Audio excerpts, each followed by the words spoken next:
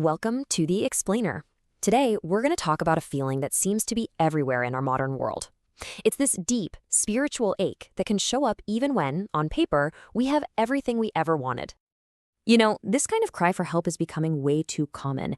It really points to a spiritual crisis that just having more stuff or more success can't fix. So what is actually going on here?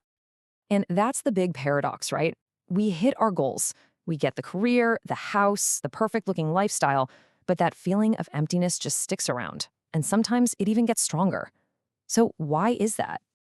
Well, according to our source, the answer isn't really found in what we have, but in what we are. To get to the bottom of this emptiness, we've got to look deeper at a part of ourselves that the material world can literally never satisfy. Let's call it our spiritual appetite. So the source uses this amazing concept called the Latifi Rabbania. Okay, let's break that down. Think of it as your spiritual heart. It's the absolute core of your being, and it just isn't built for finite, temporary things. It's designed for an infinite connection. I mean, it's so vast, it can metaphorically swallow the universe. But as we're about to see, it's also incredibly delicate. And right here, this is the heart of the problem. Our whole society is basically set up to feed our material hunger. The body's need for things. We're always chasing the next purchase, the next promotion, the next big experience. But while we're doing all that, we're accidentally starving our spiritual hunger. And it's this huge imbalance that's causing so much of our modern pain. I just love this quote because it perfectly shows how sensitive our inner world is.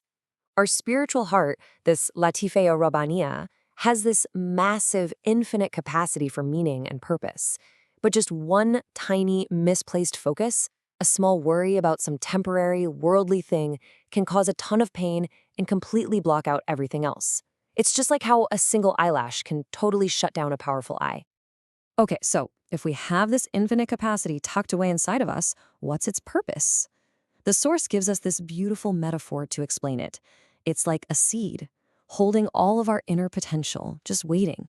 The idea is that we're all born with these hidden spiritual abilities, and they're like seeds. But we're not talking about small potentials here. We're talking about seeds that contain entire forests inside them.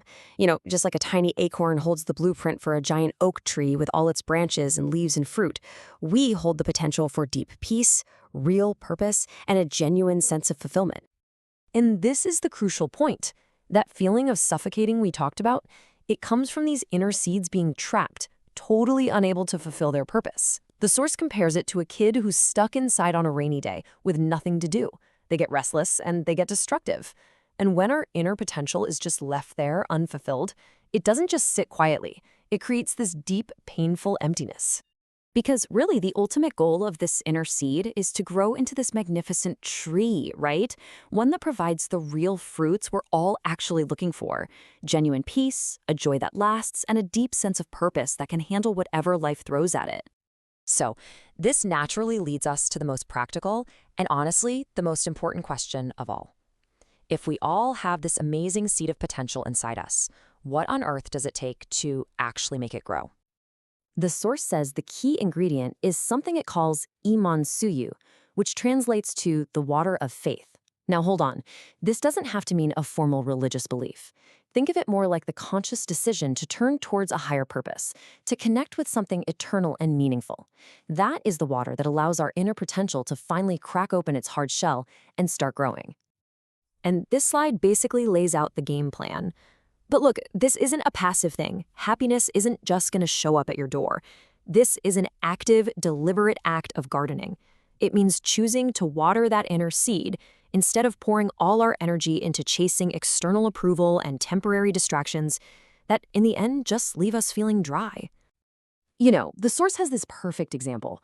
Think about a gamer who gets totally lost in a virtual world for like 40 hours straight.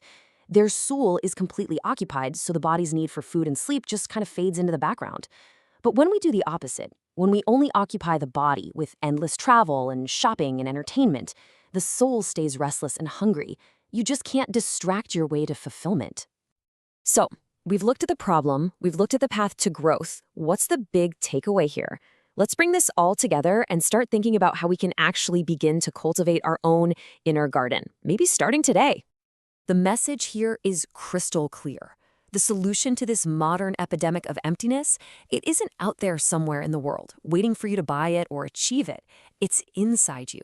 It's all about shifting your focus from getting more things on the outside to cultivating what's on the inside, from just occupying the body to truly nourishing the soul. And this really highlights what's at stake. If we just keep neglecting our inner world, our spiritual senses can actually get injured or even go numb, kind of like a damaged tongue that can't taste anything anymore.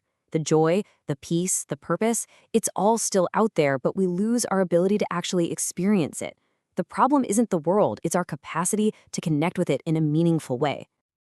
And in the end, the Source leaves us with this really powerful question. It's an invitation to see ourselves not as people who are missing something, but as gardeners. Gardeners of this rich, beautiful inner world that's just waiting for our attention. That feeling of emptiness, it's not a void that needs to be filled from the outside. It's a seed, waiting to be watered.